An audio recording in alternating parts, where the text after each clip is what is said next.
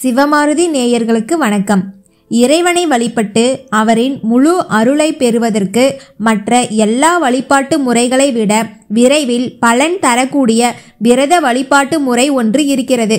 அதிலும் தமிழர்களின் விருப்பத்திற்கு உரிய கடவுளான முருகப்பெருமானை வழிபடுவதற்கு கந்த சஷ்டி விரதத்தை போன்றே சிறந்த பலன்களை அளிக்கக்கூடிய ஒரு விரதமாக கார்த்திகை விரதம் இருக்கிறது. இக்கார்த்திகை விரதம் மேற்கொள்ளும் முறை பற்றியும் அவ்விரதத்தால் உண்டாகும் பலன்கள் என்ன என்பதை பற்றியும் இங்கு அறிந்து கொள்வோம் வாருங்கள். கார்த்திகை நட்சத்திரத்தில் பிறந்து கார்த்திகேயன் என்று பெயர் பெற்ற முருகப்பெருமான் அருளை பெறுவதற்கு மேற்கொள்ளும் ஒரு விரத முறைதான் இந்த கார்த்திகை விரதம். கார்த்திகை விரதத்தை கார்த்திகை மாதம் வரும் கார்த்திகை நட்சத்திர தினத்தன்று தொடங்கி வாழ்நாள் முழுவதும் மேற்கொள்வது முருகனின் அருளை உங்களுக்கு பரிபூரணமாக கிடைக்க செய்யும். எந்த ஒரு மாதத்திலும் கார்த்திகை நட்சத்திரம் மாலை 5 மணிக்கு மேல் இருக்கும் நாளே கார்த்திகை நட்சத்திர நாளாக கருத வேண்டும்.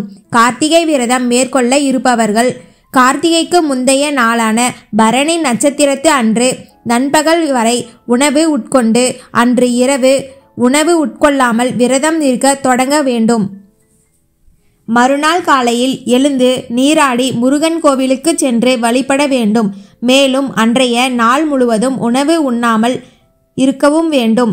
முருகனின் மந்திரங்கள், ஸ்கந்த புராணம், திருப்புகழ், கந்த கலிவெண்பா போன்றவற்றை படிப்பதும் பாராயணம் செய்வதும் சிறந்தது.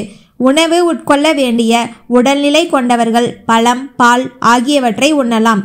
கார்த்திகை தினம் பகல் மற்றும் இரவு உறங்காமல் முருக வழிபாடு மற்றும் தியானத்தில் இருந்து மறுநாள் காலையில் நீராடி முருகனை வழிபட்ட பின்பு விரதத்தை முடிக்க வேண்டும். இந்த கார்த்திகை தினத்தன்று விரதம் இருப்பவர்கள் அன்றைய தினத்தில் அன்னதானம் செய்தால் மிகுந்த புண்ணிய பலன்களை செய்பவர்களுக்கு கொடுக்கும்.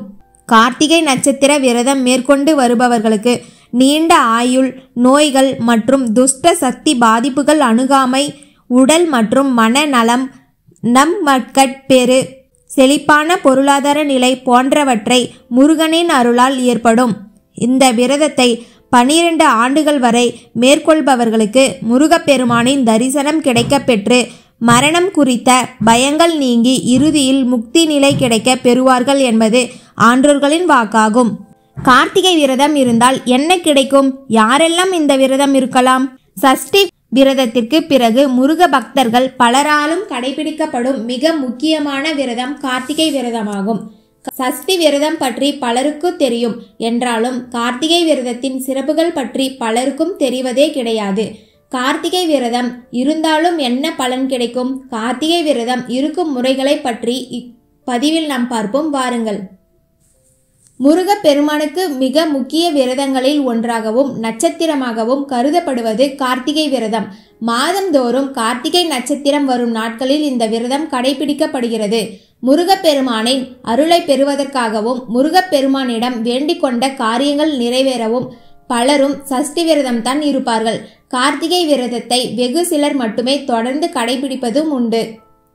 கார்த்திகை என்பது முருகனின் பெயர்களுள் ஒன்றான கார்த்திகேயன் என்ற பெயரை குறிக்கும். அதுவே காலப்போக்கில் கிருத்திகை என்று மருவியுள்ளது. கிருத்திகை முருகனுக்கு மிகுந்த உகந்த நாள் என்பதால் அன்று விரதம் இருப்பது சிறப்பு. குறிப்பாக முருகனின் அறுபடை வீடுகளில் ஒன்றான பழனி மலையில் கிருத்திகை நட்சத்திர நாளன்று சிறப்பு பூஜைகள் நடைபெறும். வருடத்தில் 3 கார்த்திகை தினங்கள் அதீத முக்கியத்துவம் பெறும். அவை தை மாதம் வரும் தை கிருத்திகை, கார்த்திகை மாதம் வரும் பெரிய கிருத்திகை மற்றும் ஆடி மாதத்தில் வரும் ஆடி கிருத்திகை. இந்த 3 கார்த்திகேய கடவுளுக்கு உகந்த நாட்கள் ஆகும். கார்த்திகை விரதத்தின் வரலாறு. 6 அக்னி பொறிகள் மூலம் 6 முகங்களோடு பிறந்த முருகன் 6 பெண்களால் வளர்க்கப்பட்டார். அவர் குழந்தையாய் வளர்ந்ததும் திருவிளையாடல்கள் புரிந்ததும் 6 நாட்களே. இப்படி சகலத்திலும் 6 என்னும் எண் முக்கியமாய் அமைய பெற்ற முருக பெருமான் நாமம் சரவண பவ என்னும் 6 எழுத்தே ஆகும். கார்த்திகை விரதமே முருகப்பெருமானை வளர்த்த கார்த்திகை பெண்களுக்கு சிறப்பித்து நன்றி செலுத்தும் விதமாக ஏற்படுத்தப்பட்ட ஒன்றாகும்.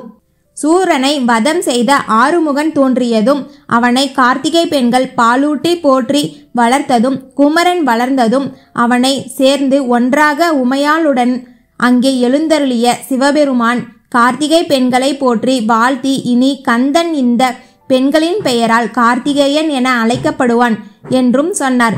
மேலும் அவர்களுக்கு நட்சத்திர பதவியும் அளித்து இந்த கார்த்திகை பெண்களின் நட்சத்திரம் வரும் சமயம் விரதம் இருப்பவர்களுக்கு குறைகள் நீங்கி நல்வாழ்வும் முக்தியும் கிடைக்கும் என்று அருள் பாலித்தார். இந்த கார்த்திகை விரதம்தான் கிருத்திகை விரதம் என்று அழைக்கப்படுகிறது. கிருத்திகை விரத முறை. கிருத்திகை விரதம் இருப்பவர்கள் பரணி நட்சத்திர நாளன்று பகலில் உணவு சாப்பிட்டு இரவில் உண்ணாது இருக்க வேண்டும். கிருத்திகை அன்று காலையில் நீராடி முருகன் கோவிலுக்கு சென்று வழிபட வேண்டும். தண்ணீர் மட்டும் அருந்தி முருகனின் அருள் பாடல்களை பாராயணம் செய்து அன்று நாள் முழுவதும் முருகனை தியானம் செய்ய வேண்டும். மறுநாள் ரோகிணி அன்று காலையில் நீராடி நித்திய வழிபாடு செய்து அன்னதானத்திற்கு பிறகு அமுது செய்ய வேண்டும். பிறகு ஒவ்வொரு மாதமும் வரும் கிருத்திகை அன்று விரதம் மேற்கொள்ள வேண்டும். கிருத்திகை தினத்தன்று விரதம் இருந்து முருகனை வழிபட்டால் அவர்களுக்கு கல்வி, ஆயுள், நல்ல மனைவி, நன்மட்கட்பேறு, நிம்மதியான வாழ்வு ஆகிய எல்லாமும் கிடைக்கும். 12 ஆண்டுகள் இவ்விரதம் இருப்பவர்கள் வேண்டும் வரங்களை பெறலாம் என்பது ஐதீகம். உருவ வழிபாட்டை எல்லாம் கடந்து ஞானிகள் இறுதி நிலையை அடைவது அருட்பெரும் ஜோதி வழிபாடு. இதன் முதல் நாளான பரணி நட்சத்திர நாளில் பகலில் மட்டும் ஒரு பொழுது உண்டு. கார்த்திகை அன்று அதிகாலையில் நீராடி இறைவனை வழிபட்டு நீர் மட்டும் அருந்தி இரவு கோவிலுக்கு சென்று தரிசனம் பெறுவார்கள். மறுநாள் காலையில் காலை கடன்களை முடித்து நீராடி பாரணை அருந்தி விரதத்தை நிறைவு செய்வார். 12 ஆண்டுகள் இவ்விரதம் இருப்பவர்கள் வேண்டும் வரங்களை எல்லாம் பெறலாம். கார்த்திகை என்பது விண்மீன் கூட்டம். கீழ்வானில் மாலையில் தோன்றும் மாதம் கார்த்திகை மாதம். ரமணர் கார்த்திகை தீபத்தை பற்றி மிக பெருமையாக பேசுவார். திருவண்ணாமலையில் கணக்கிட முடியாத அளவிற்கு நவரத்தினங்களும் தங்கங்களும் கொட்டி கிடக்கிறது. இவ்வளவும் அந்த மலைக்கு கீழ் கொட்டி கிடக்கிறது. இதெல்லாம் ஒரு காலத்தில் வெளிப்படும். பிற்காலத்தில் அதையெல்லாம் பார்க்க போகிறீர்கள்.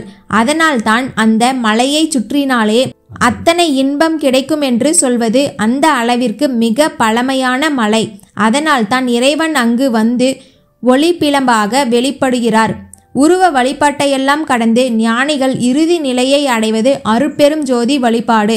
அதனால் ஜோதி வழிபாடான இந்த கார்த்திகை தீபம் என்பது எல்லா வகையிலும் கிடைக்கும். சிறப்பாக இருக்கும்.